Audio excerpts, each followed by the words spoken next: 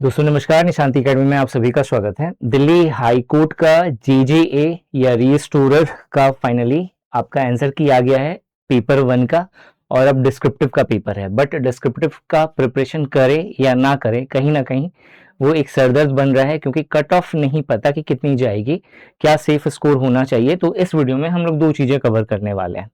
पहला, आपका सरदर्द खत्म करने वाले हैं, क्योंकि कट ऑफ क्या होगी, सेफ स्कोर क्या होगा, कंप्लीट एनालिसिस के साथ। लास्ट टाइम कैसे था, इस बार क्या है, क्या चेंज है, उसके अकॉर्डिंग क्या हो सकता है। ठीक है, तो ये सब कुछ समझ करके अच्छे से आपको यहाँ पे कट ऑफ देखना है। हो सकता है कुछ बच्चों को पसंद नहीं आए, क्योंकि उनके मार्क्स उस तरह के नहीं होंगे। तो ऑब्वियस है कि वो कुछ कमेंट में लिख करके देखें, भाई इतना नहीं जाएगा, ऐसे नहीं हो सकता, वैसे वैसे नहीं हो सकता। बट इतिहास गवाह है, जितना बोला जाता है कि हाँ भाई इतना जाएगा, क्योंकि एक टीचर का एक्सपीरियंस होता है, वो काफी समय से पढ़ा रहा होता है और उससे भी पहले से वो प्रिपरेशन किया हुआ होता है। ठीक है, अब जिसको मेरे बारे में नहीं पता तो उनको बताने की जरूरत नहीं, वीडियोस पड़ी हुई हैं यूट्यूब पे, आप देख सकते हैं। ठीक है, सो फाइनली यहाँ पे हम लोग क्या करने वाले हैं, दो चीजें कवर करेंगे। एक, cut off and safe score discuss करेंगे, और दूसरा डिस्क्रिप्टिव का प्रिपरेशन कैसे करना है, इस चीज को समझेंगे। ठीक है, देखो यहाँ पे अगर बात करें दिल्ली हाई कोर्ट रिक्रूटमेंट का, तो 152 टोटल वैकेंसी थी, ग्रेजुएशन लेवल की पोस्ट थी। ठीक है, और यहाँ पे अगर आप देखेंगे, इसका जो पेपर 1 हुआ है, टीयर 1 हुआ था, 22 मार्च को हुआ था, और इसका आपका आंसर की आ गया है 152 जो टोटल पोस्ट है। इसमें जनरल का 62 वैकेंसी है, ईडब्ल्यूएस का 12, ओबीसी एनसीएल का 44, एससी का 20 और एसटी का जो है 14 पोस्ट है। तो ओवरऑल 152 टोटल वैकेंसी है यहाँ पे।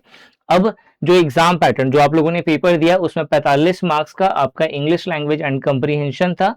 ठीक है, 45 क्वेश्चंस थे उसके, और उसी तरह से general awareness and current affair का 45 क्वेश्चंस था, 45 मार्क्स का। रीजनिंग एंड न्यूमेरिकल एबिलिटी के 30 क्वेश्चंस थे, 30 मार्क्स के। तो 120 मार्क्स का पूरा पेपर था, 120 क्वेश्चंस थे, हर क्वेश्चन 1 नंबर का था, 0.25 की नेगेटिव मार्किंग की थी, और 2 घंटे का आपको टाइम दिया हुआ था।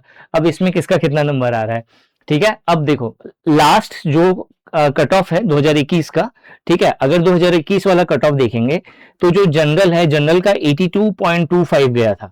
ठीक है, 82.25। ऐसा नहीं है कि आपका अगर 80 प्लस आ रहा है तो आप खराब स्टूडेंट हो, आप बहुत अच्छे स्टूडेंट हैं। लेकिन चीजों को समझना है, और उस समझने में सबसे पहले आपको ये समझना है कि कट ऑफ हाई जाने के बहुत सारे रीजन होते हैं, जिसमें से एक रीजन ये होता है कि कंपटीशन बहुत ज्यादा है और उसके अकॉर्डिंग वैकेंसी कम है। ठीक है, आपको इस चीज को समझना पड़ेगा। तो आप बोलो कि सर प्रिपरेशन ना करें, बिल्कुल करिए, लेकिन इस चीज को स्वीकार करते हुए करिए कि आपका किस कुर्सी पे नाम लिखा है ये आप नहीं डिसाइड करेंगे, ये आपकी डेस्टिनी डिसाइड करेगी। आपको क्या करना है, आपको अपना बेस्ट देना है। ठीक है, एक समय आपके जीवन में ऐसा आएगा कि आप अनएक्सपेक्टेड रहेंगे कि यार चलो ठीक है, देखते हैं, होगा होगा, नहीं होगा नहीं होगा। और आपने ये सोच करके बहुत सारे फॉर्म के लिए अप्लाई करा होगा, बहुत सारे एप्लीकेशन का फॉर्म फिलअप करा होगा, उसका एग्जाम दिया होगा, और न्यूज आपको आएगी कि सब में सिलेक्शन हो गया है। ऐसे भी होते हैं, ऐसे भी हुए हैं। ठीक है, तो इस तरह की चीजें होंगी आपके जीवन में, बस आपको होप नहीं खोना है। गवर्नमेंट एग्जाम कंप्लीटली पेशेंस का गेम है, और नॉलेज का घड़ा है, भरेगा तभी जाकर के वो छलकेगा।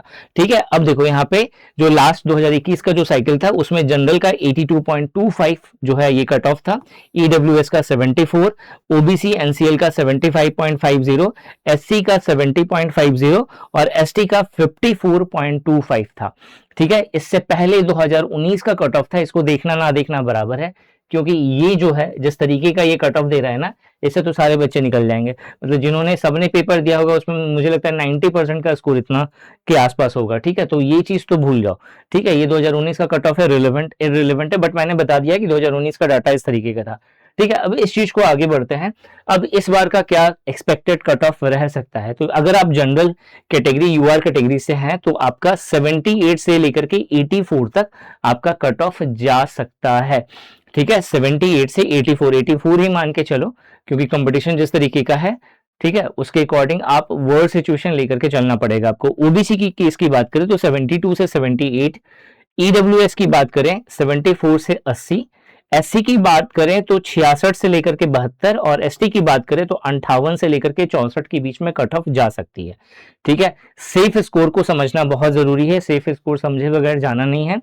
देखो, अगर आपके 85 या उससे ज्यादा बन रहे हैं, तो मतलब आप पूरी तरह से सेफ जोन में है, आपका पेपर 110% क्लियर होगा, आप डिस्क्रिप्टिव का पेपर देने जाएंगे।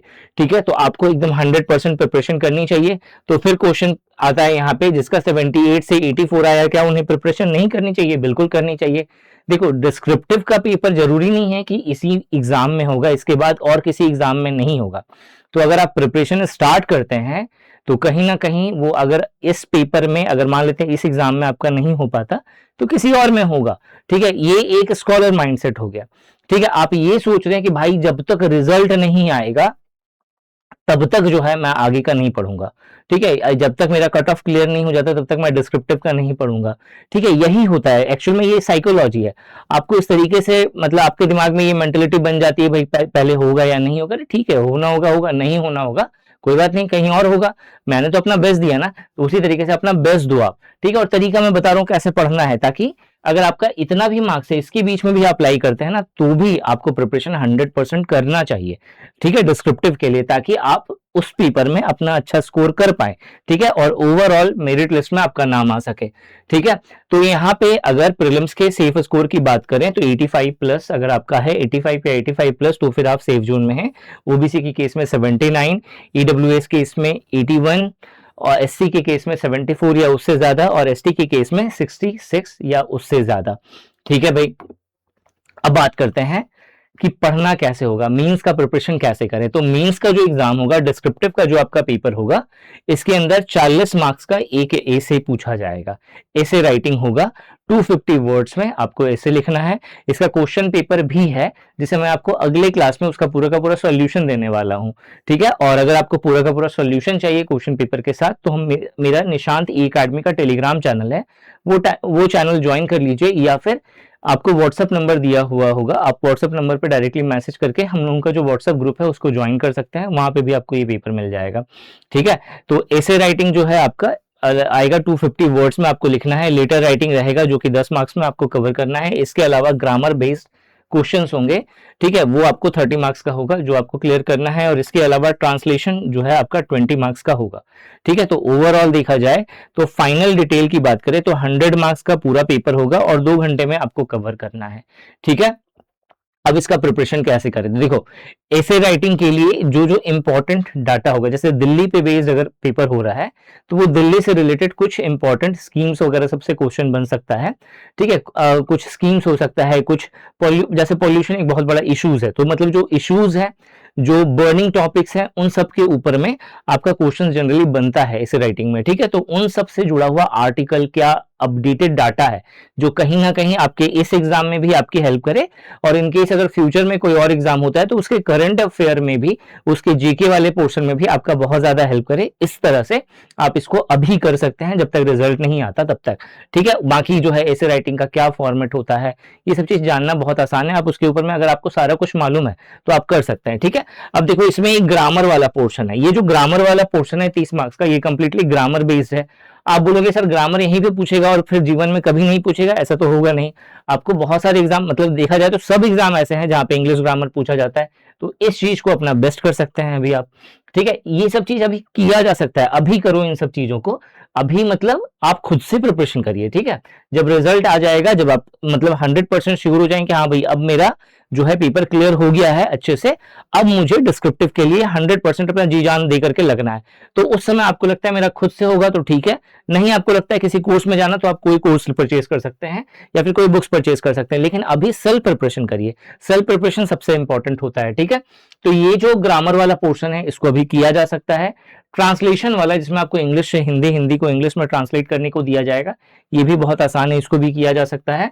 ठीक है, तो मतलब निचोड़ ये है कि जब तक आपका रिजल्ट नहीं आता तब तक आप ग्रामर का पोर्शन, मेन टॉपिक्स वो कर सकते हैं, लेटर राइटिंग का फॉर्मेट समझ सकते हैं, ताकि आपका ओवरऑल देखा जाए तो 80% 90% प्रिपरेशन आपका अच्छे से हो जाए।